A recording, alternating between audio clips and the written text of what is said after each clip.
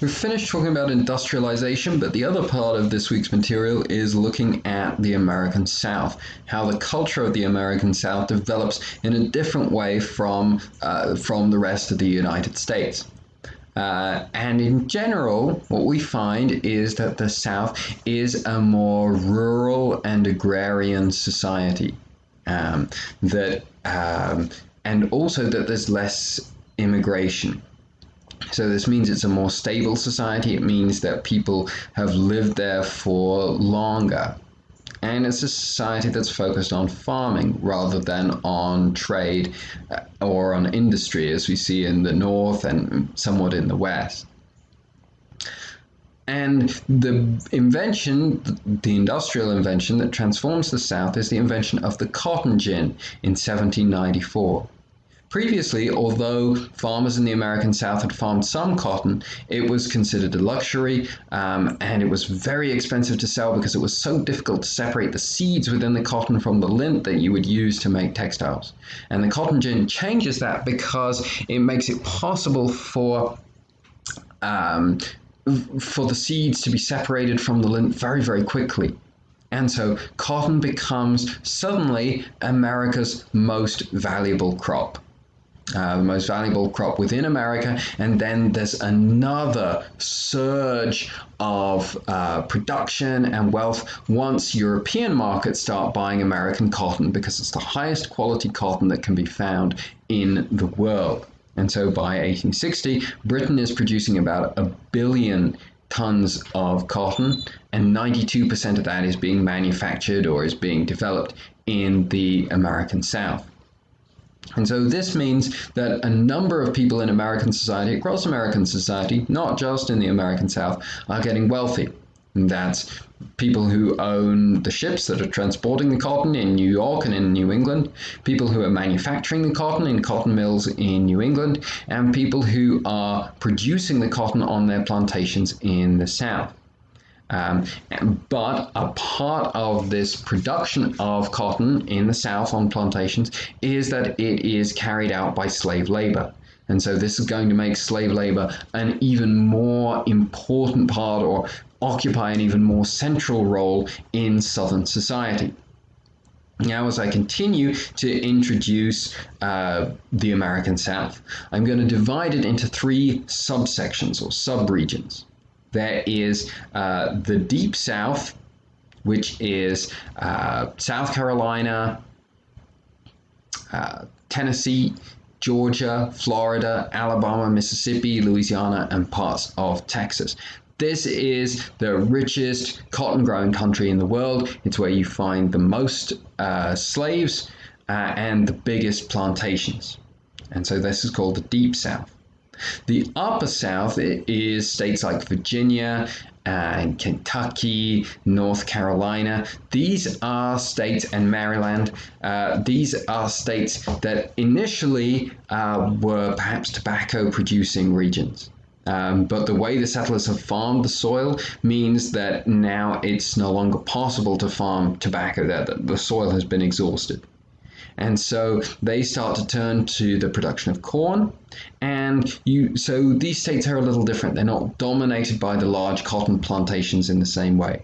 And many areas of them, the more rural, broken up areas like western parts of Virginia that are heavily forested, don't even have a lot of slaves. And those areas that do have slaves are increasingly selling their slaves. Now they're farming crops like corn that are less labor intensive. They're selling their slaves to the big plantation owners in the South. And then you have the last region that's the border South. And this is regions like Missouri, parts of Kentucky, parts of Maryland, parts of the South that are furthest to the north, where there's some slavery, but where there's no cotton production, because the climate is too cold to grow cotton, and so consequently less slavery than elsewhere in the South. And so you find that even though slavery is an important part of the pre-war South and the culture of the pre-war South, that it's very much concentrated in a particular part of the South and in the hands of particular people in this particular part of the South. And so what do we mean by a plantation? By a plantation, we mean an operation where you have more than 20 slaves. And the situation by the time of the Civil War, by 1860, is that 3% of the white slave-owning population in the South owned 50% of the slaves. And that you have 400,000 slave owners in a population of 8 million. So most people in the South don't own slaves. It's a small group of people who own a lot of slaves. And this is a particular class of Southern society called, that we'll call the plantation owners. Plantation owners, plantation mistresses. And this is the wealthy aristocracy of the South. Remember that I said this is a region that doesn't see a lot of immigration, so the society is pretty stable. You have this plantation aristocracy that's become very wealthy through cotton cultivation using slave labor. Another class of Southern society was what is called the plain whites, whatever that means. And this means those settlers who are free citizens, who own about 50 acres of land, have about a 2-room cabin, and are basically practicing subsistence farming. So it's a pre-industrial society. Remember that this is what I said the rest of the United States looked like before mechanized seed drills, mechanized reapers, railroads, etc. These inventions don't really come to the South in the same way. And so if you're not a plantation owner, typically you're going to be poorer and more isolated than your counterpart in another part of the country. And then you also have what are called the hillbillies, people who don't actually own their own land, or they own very little land, and they just work as laborers or tenants. They don't farm their own lands. All of these people, plain whites, the hillbillies, plantation owners, they're all very much embrace this culture of independence. Independence and distrust of any kind of government interference in their lives. It's a part of the culture. It's shaped by the fact that there is less industry, less of the kind of integrating transportation that I was talking about in earlier videos that happens in other parts of the country. What about the slaves? What about the lives of slaves during this period? We find that there are slave codes that develop, that establish the rights, very limited rights of a slave. A slave becomes a slave as soon as they're born. It's a status that's inherited. They're not allowed to leave their owner's property without permission. They're not allowed to legally marry. They're not allowed to use firearms. They're not allowed to defend themselves. Also within colored culture, within the American South at this time, there are significant populations, both of free blacks, people, African Americans, who were born free or who were given their freedom by their owners or purchased their freedom, about 250,000, and what today we would call mixed race people, and mixed race, who at the time were called mulattoes. And we estimate that this population would have been around 500,000. So significant percentages of the American South were made up of these free blacks and free people of mixed race. An important aspect of slave life was the slave trade. In 1808, slave trade from Africa is banned. And it's this ban is approved by Congress and by Thomas Jefferson's government, partly because people in the North don't like slavery, but also because people in the South are terrified by what happened in Haiti, a brutal slave rebellion where lots of people die. And they recognize that people who are born into slavery are much less likely to rebel against it than people who are recently enslaved and have been transported from Africa. And so this is why the slave trade from Africa is banned.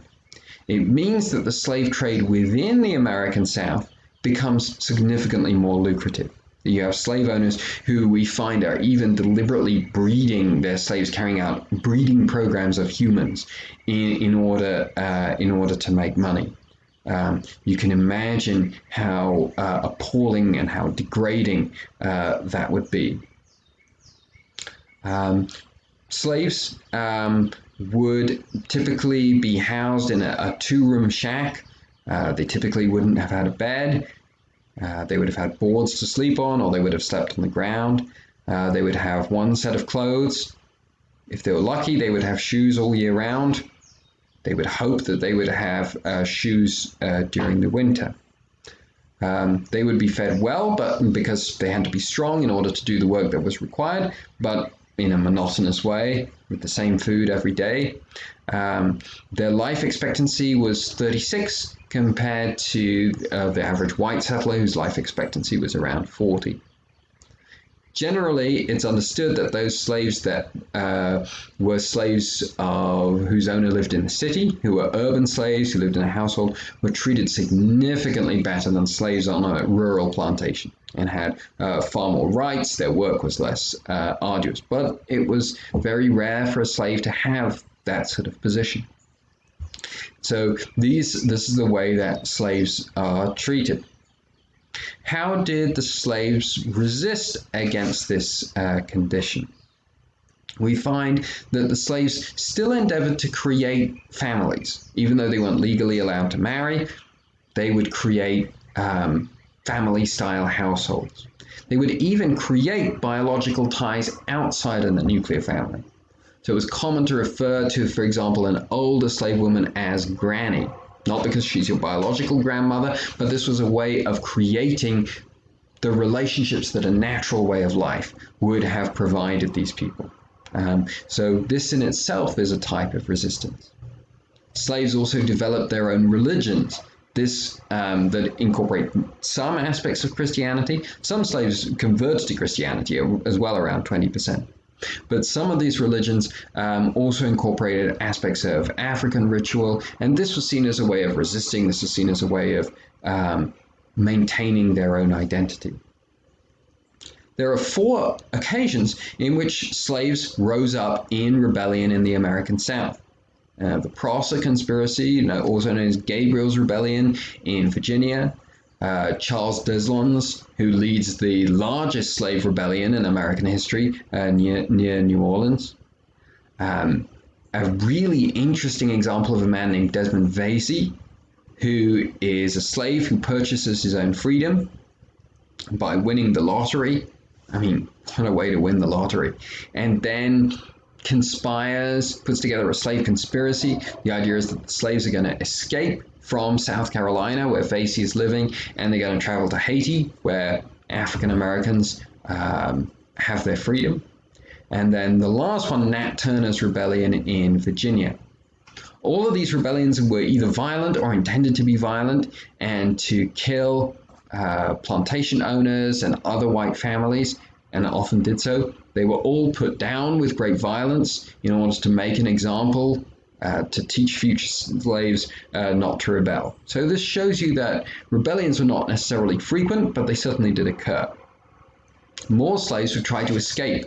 That was a more common way of resisting. You would find that about 5,000 slaves a year would try and escape their masters.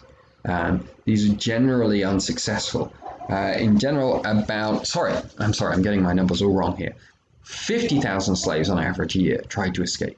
So this is a huge percentage of the population compared to those rebelling who are trying to escape every year. Most of these are unsuccessful. Many of these slaves don't know how to read, don't know where they're trying to go. They're just trying to reach freedom. In a racialized society, they stand out very clearly. And so only about 1,500 of these slaves a year would make it to freedom. And so these are the ways in which slaves tried to resist a culture that emphasized and tried to establish their enslavement.